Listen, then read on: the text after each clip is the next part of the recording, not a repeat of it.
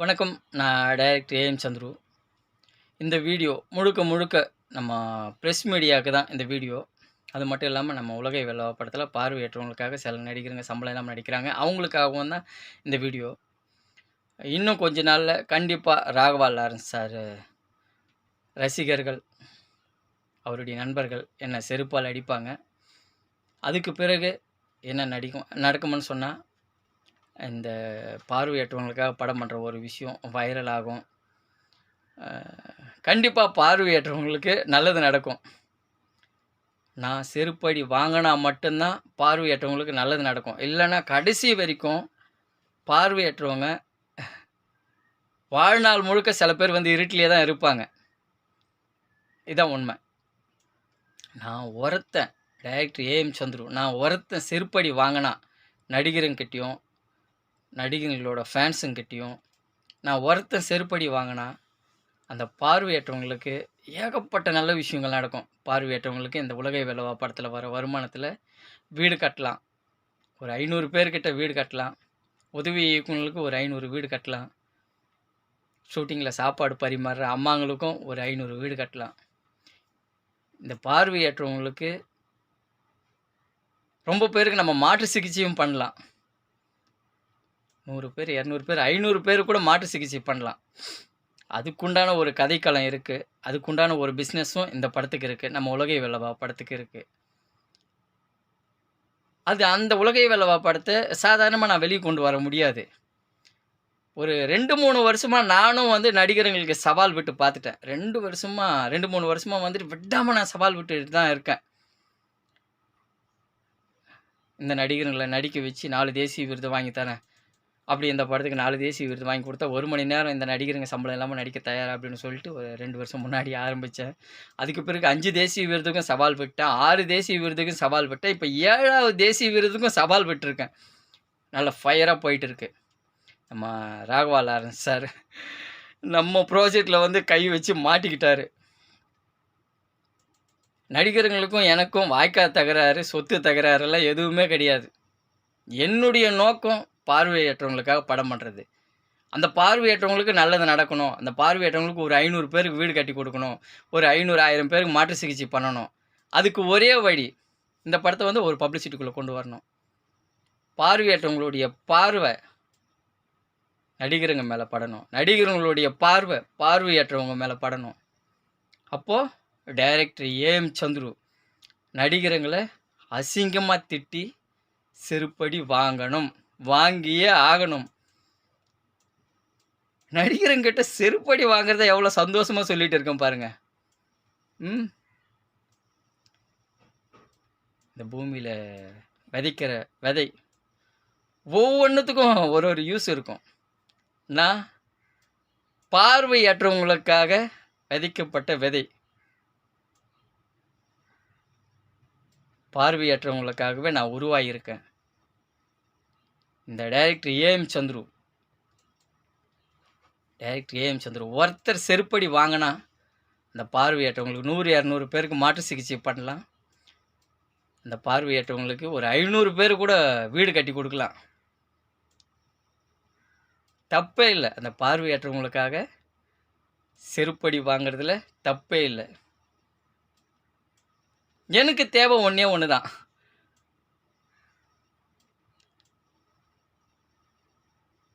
எனக்கு தேவை ஒரே ஒரு விஷயந்தான். கலைஞர் கருணாநிதி ஐயாவுடைய சிலையை நடிக்க வச்சோம். ஸ்டாலின் ஐயாவுடைய ஃபோட்டோவை நடிக்க வச்சோம். சூப்பர் ஸ்டார் ரஜினிகாந்த் சாருடைய ஃபோட்டோவை நடிக்க வச்சோம். கமலஹாசன் சாருடைய ஃபோட்டோவை நடிக்க வச்சோம். இந்த படத்துக்கு உலகை வெல்லவா படத்துக்கு 7 தேசிய விருது வாங்கி தரேன். அப்படி இந்த படத்துக்கு 7 தேசிய விருது வாங்கி கொடுத்தா 10 கோடிக்கு மேலே சம்பளம் வாங்குற ஒரு நடிகர் இந்த படத்தில் 1 மணி நேரம் சம்பளம் இல்லாமல் நடிக்க தயாரா? 1 கோடிக்கு மேலே சம்பளம் வாங்குற ஒட்டுமொத்த நடிகர்களும் தற்கொலை செய்து கொண்ட விவசாய குடும்பங்களுக்கு 10 லட்சம் ரூபாய் அன்பளிப்பாக கொடுக்க தயாரா? நான் இந்த படத்துக்கு 7 தேசிய விருது வாங்கி கொடுத்தா, ரஜினிகாந்த் சாருடைய ஃபோட்டோவை நடிக்க வச்சு 7 தேசிய விருது வாங்கி கொடுத்தா 10 கோடிக்கு மேலே சம்பளம் வாங்குற ஒரு நடிகரை 1 மணி நேரம் சம்பளம் இல்லாமல் நடிக்க தயாரான்னு கேட்டிருக்கேன். அப்போ எனக்கு தேவை ஒரே ஒரு விஷயந்தான். 7 தேசிய விருது வாங்கி கொடுக்கறதுக்கு நான் தயாராக இருக்கேன். அப்படி இந்த படத்துக்கு அந்த சூப்பர் ஸ்டார் ரஜினிகாந்த் சாருடைய ஃபோட்டோ நடிக்க வச்சு 7 தேசிய விருது வாங்கி கொடுத்தா, 1 மணி நேரம் இந்த உலகை வெல்லவா படத்தில பார்வையற்றவங்களுக்காகவும், இயக்குனர் சங்கத்துக்காகவும் 1 மணி நேரம் சம்பளம் இல்லாம நடிக்க தயாரா? ஏதாவது ஒரு நடிகர். சவால் மட்டும் விட மாட்டேன். சவால் மட்டும் விட்டுட்டு தான் இருக்கேன். 2, 3 வருஷமா விட்டுட்டு இருக்கேன். எந்த நடிகரும் முன் வரல. எந்த நடிகரும் முன் வராத காரணத்தால தான், நடிகருங்கள அசிங்கமா திட்ட ஆரம்பிச்சுட்டேன். எண்டுல போயிட்டு இருக்கு. நல்லவங்க, கெட்டவங்க யாருமே என் கண்ணுக்கு தெரியாது. ராகவா லாரன்ஸ் சார் மனித கடவுள், வாழும் தெய்வம். தமிழ்நாட்டு மக்களுக்கு ரொம்ப பேருக்கு உதவி செஞ்சுட்டு இருக்காரு. கை கால் இல்லாதவங்களுக்கெல்லாம் உதவி செஞ்சுட்டு இருக்காரு. என்னை பொறுத்த வரைக்கும் கடவுள். ராகவா லாரன்ஸ் சார் வந்து கடவுள். ஆனால் அந்த கடவுளாக இருந்தாலும் விட மாட்டேன். ஏன்னா என் மைண்டில் இருக்கிறது ஒரே ஒரு விஷயந்தான். பார்வையற்றவங்களுக்காக படம் பண்ணோம், உதவி இயக்குநர்களுக்காக படம் பண்ணோம், ஷூட்டிங்கில் சாப்பாடு பரிமாற அம்மாங்களுக்காக படம் பண்ணால் அவங்களுக்கு ஒரு 500 வீடு கட்டி கொடுக்கணும். பார்வையற்றவங்களுக்கும் உதவி இயக்குநர்களுக்கும் ஷூட்டிங்கில் சாப்பாடு பரிமாறுறவங்களுக்கும் 500, 1000 வீடு கட்டி கொடுக்கணும். ஒரு 500, 1000 பேருக்கு பார்வையற்றவங்களுக்கு மாட்டு சிகிச்சை பண்ணணும். இது மட்டும்தான் என் மைண்டில் இருக்குது. அதுக்காக நான் எவ்வளோ பேர்கிட்ட வேணாலும் செருப்படி வாங்குவேன். எந்த நடிகர்கிட்ட வேணுமா இருந்தாலும் செருப்படி வாங்குவேன். நல்லவங்க கெட்டவங்க எதுவுமே என் கண்ணுக்கு தெரியாது, தெரியவும் கூடாது. ஏன்னா இங்கே 10 லட்சம் 20 லட்சம் செலவு பண்ண முடியாமல் சில பார்வையற்றவங்க வாழ்நாள் முழுக்க இருட்டிலேயே இருக்காங்க. என்ன சொன்னேன் இப்போ நான்?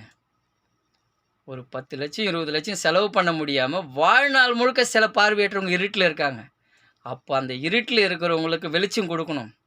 அந்த பார்வையற்றவங்களுக்கு மாட்டு சிகிச்சை பண்ணணும். அப்போ மாட்டு சிகிச்சை பண்ணணும்னா பணம் வேணும்.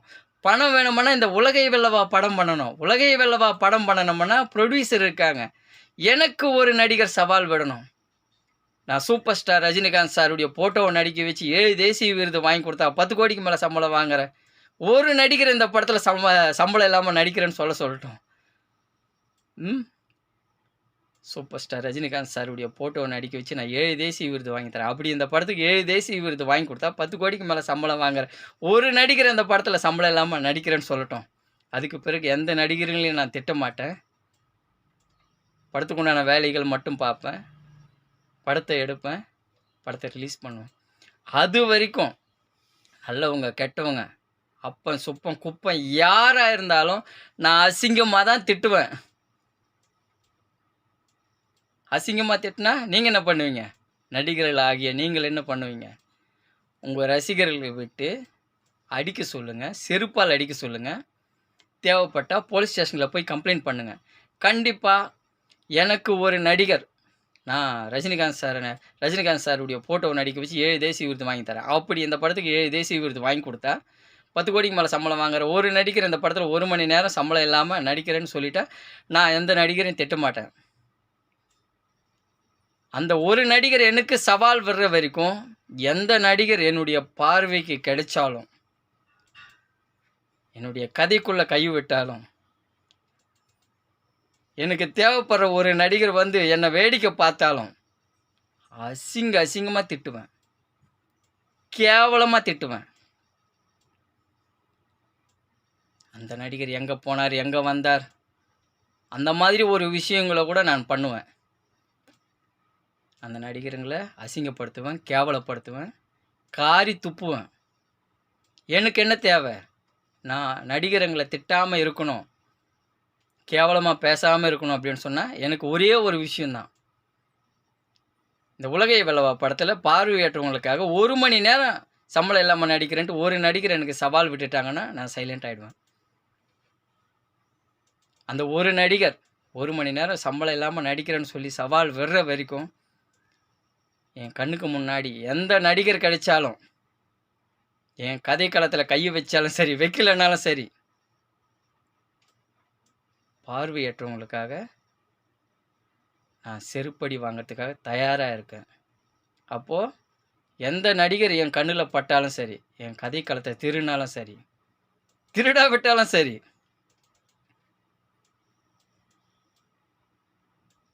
அந்த கடவுளாக இருந்தாலும் சரி, நடிகர்கள் வந்து அந்த கடவுளாக இருந்தாலும் சரி, அசிங்கமாக திட்டுவேன். எனக்கு தேவை ஒன்றே ஒன்று தான். இந்த உலகை வெல்லவா படத்தில் பார்வையற்றவங்களுக்காகவும் இயக்குனர் சங்கத்துக்காகவும் 1 மணி நேரம் சம்பளம் இல்லாமல் நடிக்கிறேன்னு சொல்லிட்டாங்கன்னு சொன்னால், நடிக்கிறேன்னு சொல்லி சவால் விட சொல்லுங்கள். நான் 7 தேசிய விருது வாங்கி கொடுத்தா அதுக்கு பிறகு 1 மணி நேரம் சம்பளம் இல்லாமல் நடிக்கிறேன்னு சொல்லி சவால் விட சொல்லுங்கள். அப்படி சவால் விட்டாங்கன்னா நான் திட்டுறது நிறுத்திடுறேன். அது வரைக்கும் நடிகருங்களை அசிங்கமாக பேசுறது திட்டுறது என்னால் நிறுத்த முடியாது. ஏன்னா நான் செருப்படி வாங்கிறதுக்கு தயாராகிட்டேன். பார்வையற்றவங்களுக்காக நான் செருப்படி வாங்கிறதுக்கு தயாராகிட்டேன். இனி அதிகமாக தான் இருக்கும். சில நடிகர்களை ரொம்ப அசிங்கமாக திட்டுவேன், ரொம்ப கேவலமாக திட்டுவேன். சில நடிகர்களை நான் காரி துப்புவேன். எனக்கு தேவை இந்த படத்தில் 1 மணி நேரம் சம்பளம் இல்லாமல் நடிக்கிறேன்னு சவால் விட்டுட்டாங்கன்னா நிறுத்திடுவேன். இல்லைன்னு சொன்னால் எவ்வளோ அசிங்கப்படுத்தணுமோ அவ்வளவும் அசிங்கப்படுத்துவேன், காரி துப்புவேன், கேவலமாக திட்டுவேன். உங்களுக்கு கோபம் வந்தால் போலீஸ் ஸ்டேஷனில் போய் கம்ப்ளைண்ட் பண்ணுங்கள், ஜெயிலில் தூக்கி போடுங்க. புரிஞ்சுதா? நான் ஒருத்தன் செருப்படி வாங்கினா 100-200 பார்வையற்றவங்களுக்கு மாற்று சிகிச்சை பண்ண முடியும். ஒரு 500-1000 உதவி இயக்குநர்களுக்கும் கண் பார்வை இல்லாதவங்களுக்கும் ஷூட்டிங்கில் சாப்பாடு பரிமாறுற அம்மாங்களுக்கும் வீடு கட்டி கொடுக்க முடியும். அப்போது டைரக்டர் ஏஎம் சந்துரு கண்டிப்பாக செருப்படி வாங்கி தான் ஆகணும். செருப்படி எப்படி விழும்? நடிகருங்களை அசிங்கமாக பேசுனா நடிகர்களோட ஃபேன்ஸ் வந்து செருப்பால் அடிப்பாங்க. செருப்படி வாங்கிறதுக்காக தான் நடிகருங்களை அசிங்கமாக பேசிகிட்டு இருக்கேன். நடிகர்களுடைய அம்மாங்களையும் சில பேர் அசிங்கமாக பேசிகிட்டு இருக்கேன்.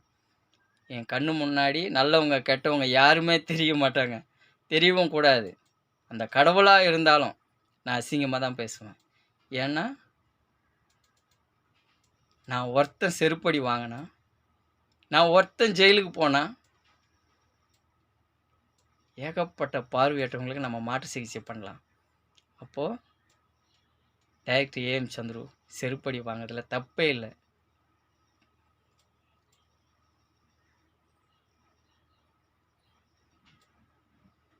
ஒவ்வொருத்தருக்கும் ஒவ்வொரு அடையாளம் இருக்குது. இந்த பூமியில்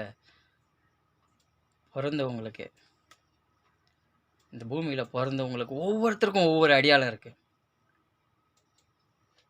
சூர்யா சார் படிப்புக்கு உதவி செய்கிறார். ராகவா லாரன்ஸ் சார் கை கால் இல்லாதவங்களுக்கு உதவி செய்கிறார். அப்போது டைரக்டர் ஏஎம் சந்துரு எனக்கும் ஒரு அடையாளம் இருக்குது. டைரக்டர் ஏஎம் சந்துரு என்ன பண்ணுறார்? பார்வையற்றவங்களுக்காக செருப்படி வாங்கி படம் பண்ணார். அந்த படத்தில் வர வருமானத்தில் பார்வையற்றவங்களுக்கு மாற்று சிகிச்சை பண்ணார், பார்வையற்றவங்களுக்கு வீடு கட்டி கொடுத்தார். இதுதான் என்னுடைய அடையாளம். நான் மட்டும் இல்லை, உங்களுக்குள்ளேயும் ஒரு சாதனையாளர் இருப்பான். ஒவ்வொரு மனிதரும் ஒவ்வொரு சாதனையாளர் தான்.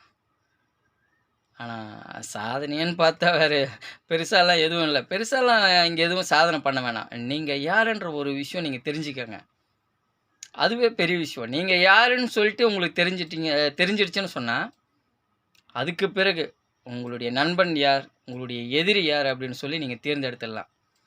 நீங்கள் இந்த பூமியில் எதுக்கு பிறந்திருக்கீங்க அப்படின்ற ஒரு விஷயம் நீங்கள் தெரிஞ்சுக்கங்க, அது எனக்கு தெரியும். 100-200 பார்வையற்றவங்களுக்கு பார்வை வரணும்னா இந்த டைரக்டர் ஏஎம் சந்துரு பூமியில் பிறக்கணும். இந்த டைரக்டர் ஏஎம் சந்துரு செருப்படி வாங்கினா 100-200 பார்வையற்றவங்களுக்கு பார்வை கிடைக்கும். 100-200 பார்வையற்றவங்களுக்கு 500 பார்வையற்றவங்களுக்கு வீடு கிடைக்கும். அப்போ டைரக்டர் ஏஎம் சந்துரு செருப்படி வாங்கணும். செருப்படி வாங்குற மாதிரியே கதைக்களத்தை உருவாக்கணும். செருப்படி வாங்கிறதையே சந்தோஷமாக நான் ஏற்றுக்கிறேன். ஒவ்வொருத்தருக்கும் ஒவ்வொரு அடையாளம் இருக்குது சார். ஓப்பனாக நான் சொல்கிறேன், ஒவ்வொருத்தருக்கும் ஒவ்வொரு அடையாளம் இருக்குது. என்னுடைய அடையாளம், நான் பார்வையற்றவங்களுக்காக படம் பண்ணுறேன், உதவி இயக்குநர்களுக்காக படம் பண்ணுறேன், ஷூட்டிங்கில் சாப்பாடு பரிமாற அம்மாங்களுக்காக படம் பண்ணுறேன். அந்த படத்தில் வர வருமானத்தில் அவங்களுக்கு வீடு கட்டி கொடுக்க போகிறேன். அந்த படத்தில் வர வருமானத்தில் பார்வையற்றவங்களுக்கு மாற்று சிகிச்சை பண்ண போகிறேன். என்னுடைய சந்தோஷமாக இருக்குது. நான் ஜெயிக்கிறோமா தோக்குறோமான்றது முக்கியமே இல்லை. என்ன ஜெயிக்க போகிறோம், என்ன தோக்க போகிறோம்? நம்ம வரும்போது என்னத்தை கொண்டு வந்தோம்? அம்மனக்குண்டியாக தானே பிறந்தோம். உண்மை தானே? நம்ம வரும்போது என்ன கொண்டு வந்தோம்? அம்மனக்குண்டியாக தான் பிறந்தோம். போகும்போதும் அதே தான். வரும்போதும் அம்மனக்குண்டியாக தான் பிறந்தோம், போகும்போதும் அம்மனக்கட்டியாக தான் போக போகிறோம். இதுதான் உண்மை. நம்மளால் வந்துட்டு ஒரு 1000 பேருக்கு நல்லது நடக்க போகுதுன்னு சொன்னா, நம்ம செருப்படி வாங்குறதுல தப்பே இல்ல. உண்ம அதானே!